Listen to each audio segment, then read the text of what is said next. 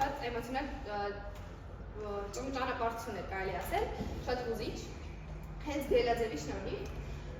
Հիմնական թեմաներն ու գաղափարներն են սեր, ընտանիք, ինքնության որոնում, բարեկամություն, ընդդիմություն, մահ և կյանք, ազատություն և ճակատագիր և իշխանություն և խեղճություն։ Մեկ էլ ուզում եմ ողջունեմ, որ հենց գրողի գրելաձևի շնորհիվ կերպարները այնքան իրական էին, որ իրենց հետ ամեն ինչ ապրել եմ գրքի սկզբից մինչև վերջ։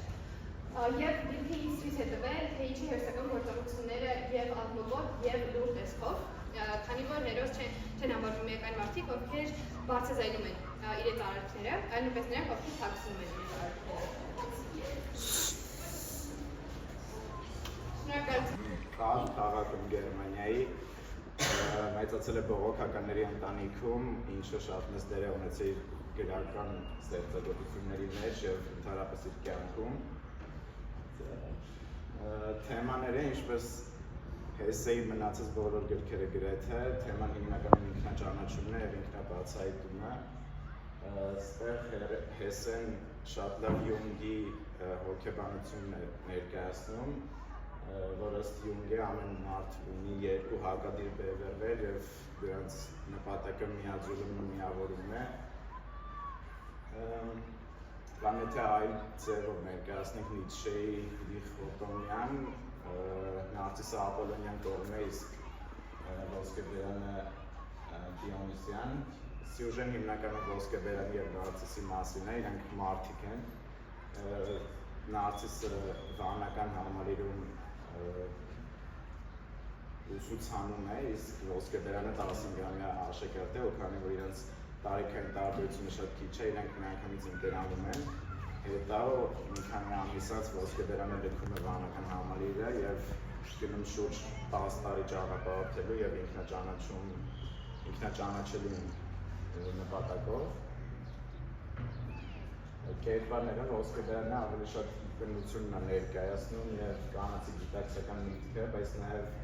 անիման, այսպես ասած տղամարդու ենթագիտակցությունը, բայց մինչդեռ Նարցիսը հակառակն բերիվ, ներկայացնում է գիտությունը, տրամաբանությունը և Աստծուն նույնիսկ, ու տղամարդկային գիտակցական միտքը, բայց նաև անիմուսը, կնոջ ենթագիտակցությունը։ Այլ թեմաներից է գրքի, որ Ոսկեբերանը մանր գալիս նաև իր մոր կերպարը բոլորի մեջ, ճանապարհորդության ընթացքում ինքը իրեն ճանաչելու հետ մեկտեղ նաև իր մորն էր ման գալիս,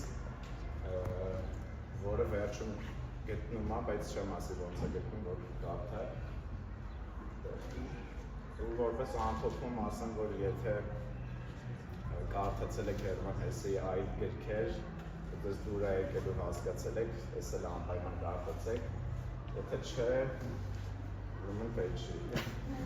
Ես կանա Ասների աշխարհից բերում են 9 պետություններից մեկը, որը Աստրատն է, Աստրատի ղեկավարն է Օդինը, նա նաև աստվածների առաջնորդն է։ Բերում են, որ Աստրատ քաղաքը ուժեղացնեն, բայց երբ որ ինչ-որ բան լավ չէր լինում, նրանք միշտ մեղադրում էին Լոկիին, և Լոկին այդ բանից զայրանում էր և որոշեց վրեժ լուծել։ Սյուզան վեպը երիտասարդ աղջկա մասին է, որ աղջկա մասին, ով որ ունենում է շատ դաժան և ծանր մանկություն, լինում է չտիրված հասարակության կողմից, սակայն իրեն չի կորցնում այդ ամեն ինչի միջով անցնելուց և փորձում է պայքարել ազատության և արժանապատվության համար։ Եվ երբ հեռանում է իրեն փորձ միջավայրից, հայտնվում է Չամփիռոլում, որտեղ սիրահարվում է իր քննադատին Էդվարդ Ռոչեստրին, և այդպես սկսում է իր հետաքրքիր հատվածները գտնել, և այստեղ Ջեյնը ընտրում է արժանապատվությունը սիրո փոխարեն, և վերջում վերջնավորվում է նրանով նրանց միավորմամբ և փոխհմտմամբ և հավասարության հիմքով։ Ապա դեպի կերպարների վերլուծություն։ Ջեյնը շատ անկախ, ուժեղ և կանչուժ ունեցող կին էր և անկոտրում կարելի ասել, որովհետև ցանկացած դժվարություն շատ հեշտությամբ հաղթահարում էր։ կյանքում գոնե մեկ անգամ կարդալ։ Ես գիրքն ատել եմ լիգիցին եւ ինձ համար այն շատ հուզիչ էր եւ նոր բացահայտում, որտեղ երբեք չեմ կարդալ այդ կլասիկ ժանրի գրքեր, սակայն սա կարդալուց հետո մոտս ցանկություն առաջացավ շարունակել կլասիկաներ կարդալ։ Ինքը շատ կենտրոնանում էր տարբեր թեմաների վրա, որոնք ուսումնասիրում էր իր ստեղծագործությունները գրելու համար։ Կարող էր մի տարուց ավել անցկացնել ինչ-որ թեման ուսումնասիրելու վրա, հետո մի 6 ամիս, 8 ամիս կարող էր նշումներ մոտանել ինչ-որ կարևոր, ու արդեն հետո մի տարի, կես տարի հետո արդեն գիրքը պատրաստ է լինում։ Օդանավակայանի համար նա նույնպես շատ է ուսումնասիրել տարբեր ինչ-որ գլխավոր պահեր, վերաբերող եւ օդանավակայանի կյանքին, եւ տարբեր ինքնաթիռների ինչ-որ տարբեր մանրամասնությունների ստեղծագործությունից խոսեմ, վեպը տեղի է ունենում հորինված Բուխարիի միջազգային օդանավակայանում հունվարյան օր, ընդհանուր կատարվում են գործողությունները ընդամենը 8 ժամում, այսինքն Դժգոհություն չկա, ուզում եմ շնորհակալություն հայտնել Գերանուշից, որ մեզ սովորացրեց ինչպես գիրք կարդալ առհասարակ եւ ինչ է գիրքը։